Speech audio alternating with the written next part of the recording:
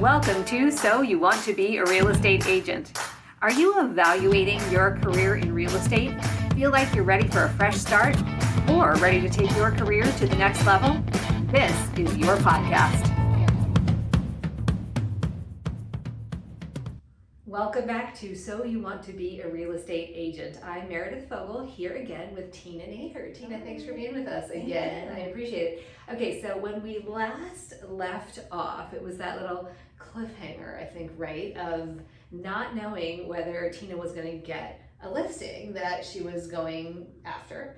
And Tina, I'll let you tell what happened. Yeah, so when we last left, we spoke about getting a listing, and I was also meeting with a potential client to sign to take on for a buyer agency agreement. And I have really good news, guys. I did it. So I did get the listing. It's actually on the market right now, and it's been great. We got it all dressed up and ready. It looks beautiful. And I actually signed a new client too that I met at an open house. Yes. So it was a really busy week, Yes. getting everything ready because it was a short turnaround. Yeah. But it's been good. Yes, it has been good. Yeah. So what Tina and I, right before we started recording today, were talking about was this new listing that she had. So like you heard, she's gotten it dressed up. It actually looks really, really, really cute. Photographed beautifully, adorable house, and it is not moving yet. How long has it been on the market, Tina? So it's been on the market now for 8 days. 8 days. Okay, so a very brief period of time given the market that we're in right now, which is we are recording in the end of October here, 2025, and the market has slowed down quite a bit. So it's a very different market than we were in even a few months ago, where in our area anyway, things were moving very rapidly. Now things are sitting, and especially we were just trying to kind of like troubleshoot what could it be that's keeping this listing from selling and how can we get it sold. So I thought, rather than talk about it off camera, let's make this our topic for the podcast, because I can only imagine that we're not the only people that are having struggles like this out there. I think there are a lot of agents who are listing, and maybe a lot of agents who have been used to listing and selling really quickly, and it is a different world that we're in right now. So what I'm going to say is, yes, there are some things that we can do, and we'll talk about that. We thought it would be useful for everybody to hear. I'm also going to talk about part of the kind of like psychology of a market like the one that we're in, and what we can do to help maintain seller confidence and set expectations, because that's really where it begins, is how are we preparing the seller psychologically? Because if we go into a situation where we have really hustled to make the listing look great, and maybe we really think it's going to sell fast, and maybe we really want it to sell fast, we have no guarantee that it's going to sell fast. Now, the only way to ensure that we have the runway and time we need to get the house sold is to allow the seller to understand that it's going to be an elongated process. And then we know, okay, we're good. So the expectation is it's going to take a few months to sell this house. I've got to do the things that I need to do to keep the house in front of the market. And certainly I'm not talking about sticking the sign out and crossing your fingers, not at all. We still are going to do everything we can to market the property. And Tina was suggesting and asking about some kind of creative ways. So we'll talk about that a little bit to keep the listing fresh. But it first starts with that feeling of like, the seller understands. So let me ask you, and this is the first time we've had this conversation. When you first met with this seller, did the seller have a good understanding of what the market is doing, and the seller understands it's going to take a while? They did not, but I explained it to them, and I showed them the average days on the market at the time that we met was around 41, 42. So we went over all of that. And the seller doesn't have a mortgage on this current property, and they did purchase a home somewhere else. So they were okay. They understood that it might take till January. Okay. So you've got the luxury of time. Good. We do have the time. Obviously, they want to close it sooner. Everybody does, but we talked about the market slowing down, and the things that could change. And one thing that we do have in our benefit right now is that interest rates are going down. And I'm hoping, before Thanksgiving, between now and then, maybe we'll get a little influx of people coming. I did have a really successful open house on Sunday.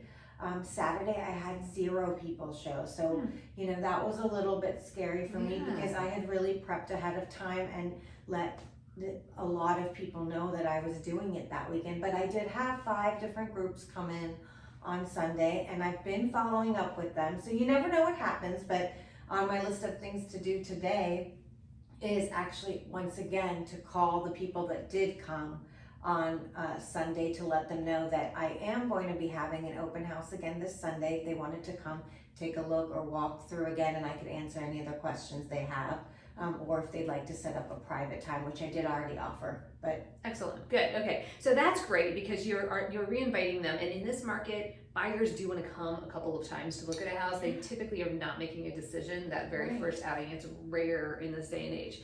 Now, one of the things we were talking about before we started recording too is this house is a 2-bedroom property. So yes, naturally there is a smaller buyer demographic for this property. So one of the things that Tina said is, should I message to the neighbors? And messaging to the neighbors is a good way to let them know about the house. Maybe they have somebody that they want to let know that, you know, they want to have come move into the neighborhood. But it's a better way to get a listing, a future listing, than to sell the property. So the question then becomes, how targeted can we be to find the buyer for the house? So who is the likely buyer for this house? So let's talk about a few things. How could we find out? So I asked Tina, who do you think the buyer is for the house? And your answer was? So I can tell you from the people that came to look at the house, Yes. I had people who were downsizing, Okay. who were looking for a smaller place with not much landscaping, and I call their house more hardscaping because it's stone and not grass. So it's perfect for someone who doesn't want to have a lot of maintenance. Yep. It's also perfect for a first-time home buyer. It's a great starter house for someone, or maybe a couple that's about to get married, or just, you know, a couple, or maybe a single person, doesn't matter, but it's a great starter home, my point being. Or it's good for downsizers, or it's really great for multi-generational because it's 2 primary suites. So in my, you know, thoughts, I was like, wow, this is really great if, you know, someone lived here and then their parents lived here as well, because you could take care of them or all live together, and there's plenty of space for that. Those were the 3 things that really rang in my mind. And I also always think in advance, and I tell people as I'm asking them questions while they're going through the open house, you know, what do you think of the property? How's the bedrooms? You know, this and that. I had an idea of what to do and what to say if someone were to say it's not enough bedrooms. I had already pre-planned how I could work it to make it into 3 bedrooms. It's gonna be, obviously you have to put up a wall and then put in a door, but the primary suite had 2 closets on opposite ends of the room and 2 windows. So I could absolutely see where you could make that into a 3rd bedroom if down the line necessary. Okay, so if somebody wants it for price point and possibly location and wants to do the work. Now the question I have is, does that person have the vision, and how can you show them that? So we'll talk about that in a second, but I want to give you one other possible demographic for a purchaser. When I bought my first townhouse, I bought a 2-bedroom primary suite townhouse because I rented the other suite out to somebody, so it helped me pay my mortgage. That's a great idea. Yeah, and so I had a roommate like the first couple of years that I was in there, which was, you know, I was like living on rice packets back then because I overextended to buy my first house, knowing it was going to be the first rung on the ladder of me being a real estate owner and investor. But I was going to do anything I could. I had the down payment money. Making the monthly payments was another question. I just qualified for it, but I was not comfortable qualifying for it. So I knew I needed to bring somebody in. Found, you know, somebody who was a great roommate, paid half of the mortgage essentially, and then I was able to quickly build equity in that house, and that's a great idea. with it. So being able to like tell that story is really good too. Now finding the buyer, that's the other question, right? Because this isn't a situation where we can talk about, for fair housing reasons, that demographic. So instead we have to market the features of the property. So we have to market flexible living. We have to market, you know, the what it enables you to do in a house with 2 primary suites. One of those things could be, like they call it house hacking. Like what I did was having part of my house rented while I lived in it as a primary residence. So I wasn't having to do a 1031 tax-free exchange or put more money down. It was my primary residence. I just rented part of it out. having, you know, the ability to have somebody could have a studio or put that wall up showing like what does that wall enable you to do if you put it up, and kind of doing a video transformation of that space using AI. So there are ways to do it. The best way I think that you're going to find the potential buyer for this is going to be either social media messaging, so creating very specific directive content that speaks to that audience, and working the agent network. So those are the two places, finding people that have sold properties in that neighborhood and seeing if they have anybody else who wants to buy, or people who have sold houses in that neighborhood, because those people probably have overflow buyers. I guarantee those agents have an old list of stagnant open house leads if they held open houses. Now you're giving them an excuse to go back to their database, call through their open house people, and, you know, say this new one's on the market, the rates are coming down, to your point. I'm sure you know that it's a great time to jump back in right now. There's this property available. Is this the neighborhood that you're still hoping to be in, and have you seen this house? Because sometimes it's just invisible to people for whatever reason. Yeah, I will say that one person mentioned it was harder to find, and I asked why, because I did have all the signs in the corners, but they said between Google Maps and Waze, it kept on leading them to the back way. Oh, interesting. So they said no matter what we did, it kept on pulling us to the backyard and saying, you have arrived, you have arrived. Okay. So I may want to add, I was telling somebody else that I work with, I think I will double up on the number of signs that I put out again this weekend.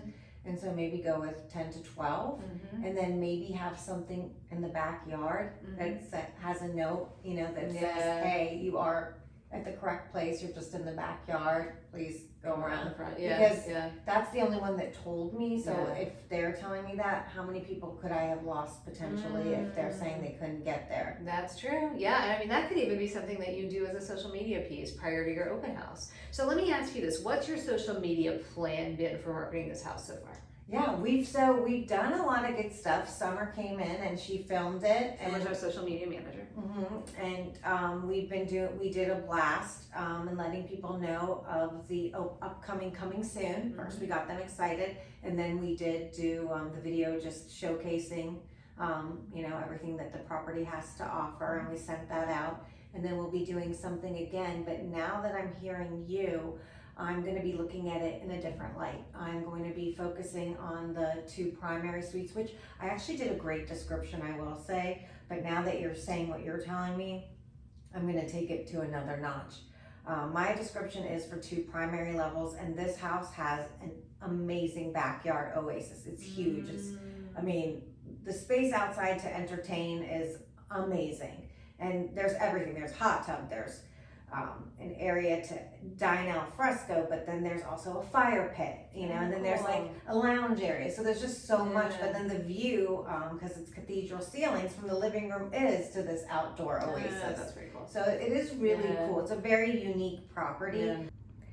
Did you know that 63% of sellers and buyers choose their agent based on local proximity?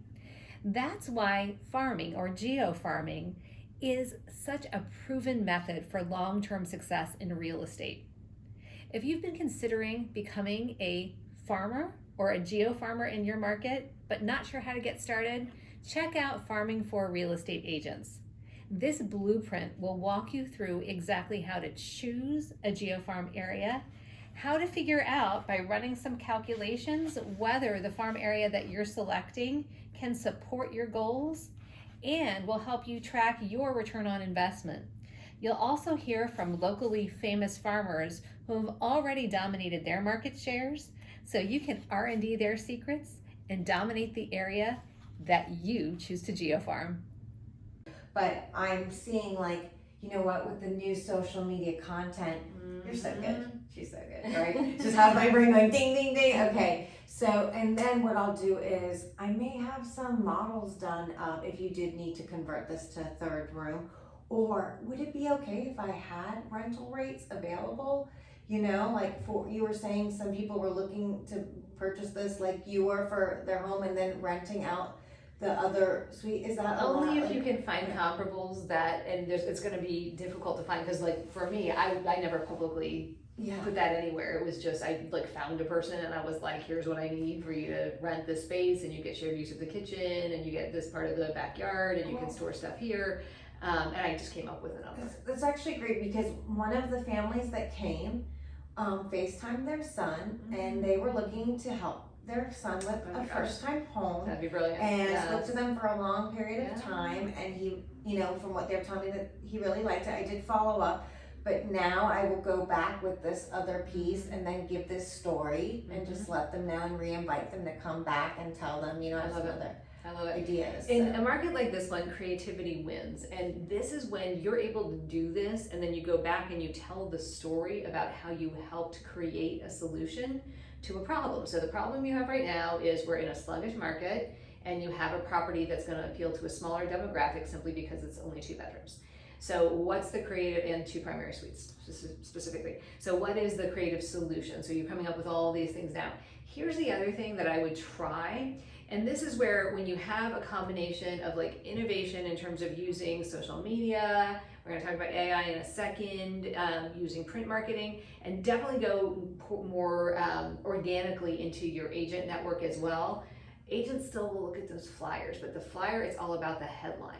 So what I would suggest that you do, and I've told the story I think on the podcast before, is back in the recent sluggish market, I had a listing and it was sitting for a while, and the problem with that listing was it was a very, very expensive listing. So it was kind of the other end of the spectrum, small buyer pool because of the price of the house.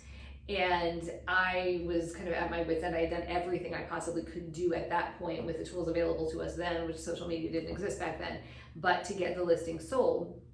And I kept doing these flyers, these just like e-flyers to all of the agents in my network. And the one that finally hooked the agent was one, and I kept changing the headline. So everything else in the flyer was the same. The headline was the difference. And I finally said, Wooten School District. And if you live in the DMV, the DC metro area, Wooten is a highly sought after school.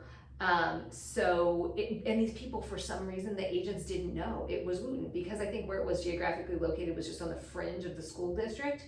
So I send them the flyer and they're like, oh my gosh, we got to show our buyers this house. This is exactly what they're looking for. We didn't know that was Wooten. So my pointing it out and putting it right in front of them is the thing that brought the buyer. But it's one of those things where, I was promoting the 2.5 acre lot. I was promoting the 12,000 square feet, all of the luxury features of the house, the pool in the backyard. And it was not until I got the school. So you don't know what's going to hit is the point, and continuing to rotate your messaging, keeping it fresh and keeping it in front of people, that's going to help as well. I would also suggest that you contact lenders. So we have a little pool of lenders that we work with, and you've got a lender who's a friend of yours.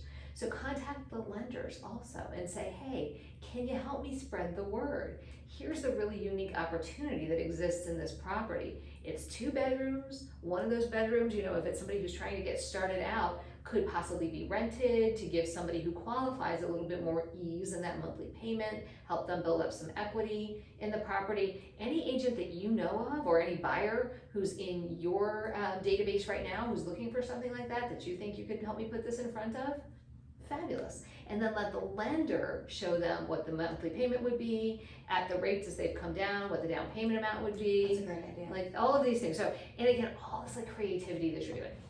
All right, now let's talk for a second about really harnessing the power of AI. Have you watched the content about Zillow taking over? Yes. Okay, and being in ChatGPT? Yes. Now? Okay.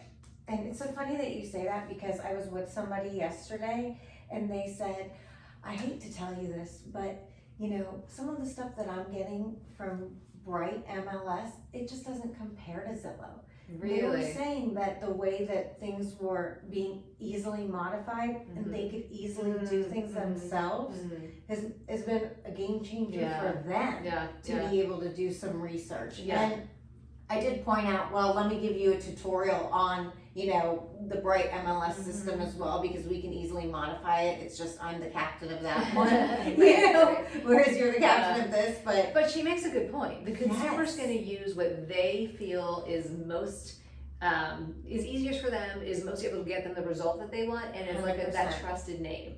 And Yes. that's where Zillow is. I was actually listening to a podcast this morning. Shout out to Tom Ferry, Jimmy Mackin, and Jason Pantana, who have a Growth Mode podcast. If you haven't listened to that, it's actually a show on YouTube. It's called Growth Mode, and it's great. And this particular one was talking about the fact, Jimmy was talking about the fact that back in the day when Amazon bought Zappos, they didn't just buy it in and get rid of Zappos. They just brought it under their umbrella because they knew the consumer liked the facility of being able to use the Zappos platform, which was just a website at the time, and they trusted, and they would pay more, even though Amazon could have cut the profit on the shoes and sold them for less. They would pay more because it was from Zappos, even though Amazon bought it. So that was really smart and masterful, marketing on their part. But it's very similar, where the consumer, they know, like, and trust Zillow. Bright feels a little bit foreign to them. That's like the professional portal. They don't know it. Foreign, and to be honest, they said ancient. Yeah, well, and it does feel a little antiquated as well. Right, so Zillow has basically just taken what feels antiquated in the platform that we use, which we know how to use because we use it every day, but the consumer doesn't know it. So Zillow has repackaged it in a way that feels great front-facing to the consumer, and they can use it capably. So going back to how to make sure that your property is found in Zillow, because what has happened now in GPT, I should say, what has happened is now Zillow is an app in ChatGPT, and therefore you have to make sure that your listing description is optimized for findability in ChatGPT. And again, go back and listen to the Growth Mode episode for all the details on how to do this. But my kind of just cut to the chase suggestion is go into ChatGPT and ask it to ensure that the listing description is optimized for findability via Zillow. Because if it isn't, and the other tricky thing is here, the consumer has to know how to turn the Zillow extension on in ChatGPT, and it will just randomly turn off. So a lot of times the consumer thinks they're searching in GPT through Zillow, but they're not. GPT's just searching websites. So you want to make sure that everything is optimized in a way that's most appealing to that buyer demographic. So appealing all the way back then is going back and using ChatGPT to help you discover who the most likely buyer for that property is. Great idea. You might start with another tool like Perplexity, because GPT will sometimes just make things up. So make sure that you're in a reliable research tool. So you might go in and feed data in from the MLS into Perplexity, or see what Perplexity can come up with on its own. Ask who the buyers have been for those type properties in that neighborhood. Give them the demographic, give them the profile, give you the profile, give you where those people lived before, if they can find that out, as much detail as you possibly can. And then find out how to reverse engineer that to build a marketing message that's going to appeal directly to those people. Tell GPT you want it in print, you want it in email format, and you want it in a social media series, and then let GPT go to work writing scripts for you, writing email text, writing letters that you can send, so that you're getting as much traction as you can. Boy, we're learning a lot today, right, guys? This is amazing. Well, it's such a different world these days. And this is where I think the real differentiation is going to begin to happen between the agents who are successful and the agents who aren't. Because here's the thing, guys, here's what we know. In a market like this one, the division is going to become greater and greater between agents who are successfully selling listings and agents who are sitting on listings. When you can become the agent that is successfully selling listings in a market where other people are not, you are going to skyrocket to a place that those agents just can't. In fact, those agents will just fall off. They'll begin to get a reputation of not being able to sell their properties. Now, 8 days on the market is really fast. You certainly do not need to worry yet, but there are going to be a lot of agents who either just run away from listings because they feel difficult right now, or they're gonna just give up. That's what so many people do. They try really hard for a short period of time and then they throw up their hands. I know that is not you at all, Tina. So you're one of these agents who is going to continue to work hard, to be creative, to reinvent ways to keep the property in front of its audience till you get it sold, and then you'll be able to go and tell the story of how you sold the listing in a challenging market when other agents couldn't, and other sellers who are feeling the need for an expert, capable agent to help them navigate this market will call you. So keep your marketing fresh, keep your eyes on all of the tools that are available to you, listen to all the resources that are available to you, watch all the resources that are available to you so you can do it. And like what I love about what you're doing, Tina, is you're not letting it go. Like you are the person you're like, okay, so here's what I'm gonna do today. Here's what's on my agenda today to get this listing sold. Your sellers will know that. Now let me give you one other little piece, which is maintaining that seller confidence during the course of the listing, because no matter how well we have prepared the seller for the fact that it's gonna take a minute to get their house sold in a market like this one, and sometimes it is simply us continuing to keep the listing fresh in the eyes of the buyer and agent audience, it can take months until we reel in that right buyer now. So what happens in the seller's mind is a couple things. One, they could just get annoyed. Two, they're getting a little scared and anxious. Even if it's totally paid off, there are still going to be things that they're doing to maintain and keep up the property. Three, they might just get tired of the process. So people just kind of get bored, tired. They start to think, okay, this isn't working. What else should we be doing? When you can show them all the things that you're doing and they know that you're keeping it fresh and doing everything you can, they stay extremely confident. So we'll talk about this on another show, but I just want to kind of tease for a second how important it is to have a structured seller support system in place. And what I recommend is a 3-part system. There's a Friday video message that goes to your seller, reviewing the activity for the week prior and giving them a forecast of the weekend ahead. Something like, just wanted to review the week with you. We had 3 showings, as you know, had 1 little bite, doing my best to reel it into an offer for you. As you know, I'm going to be holding the house open on Sunday from 1 to 3. We do have that showing scheduled on Saturday as well. I'll let you know as soon as we've got feedback. Look for my update report on Monday, and as you know, I'll give you a call on Tuesday at 11:30 to talk strategy. So they know you've got it together. And then on Monday, you're sending the seller update report. Now we use a tool called Beacon for this. That's BEACON. This is a product that Jimmy Mackin and Chris Smith came up with. I helped just a teeny little bit to run it through beta and to get it to where it is today. And depending on when you're listening to this, you might still be able to get it with the discount from my coupon code, which is the word Meredith, MEREDITH, all capital. I think it's 50% off the first month, 14-day free trial. So anyway, it creates a really, really cool, you can go in and check it out online and see the Beacon Seller Update Report, a really cool update that pulls all of the social media and all of the other marketing that you're doing automatically and tells the seller all the things that you're doing to keep that property front of mind. And then on Tuesday, you do the strategy call. So they have gotten your Beacon report. In that report, it also creates an automated email that tells the seller, gives the seller a summary of everything that's in the report. You can make a recommendation to the seller of how to proceed, whether it's stay the course and continue marketing and showing. We're only 8 days on the market, or it's 21 days in, maybe we do a little price refresh to pop the market back up in the eyes of the audience again. And then they know on Tuesday what that conversation is going to be. They're like, Tina, oh my gosh, you are doing so much to market this. We cannot thank you enough. We know we're very early days still, so we totally agree with you. Let's just stay the course right now. And it makes a difficult conversation about, price adjustments, if you have to have one, that much easier as well. So we'll go in more depth on that eventually. But really the name of the game right now is, like you're doing, being creative, keeping it fresh, identifying that buyer audience, messaging directly to them, and then making sure your seller is completely confident through your communication that you're doing everything you can to get the property sold.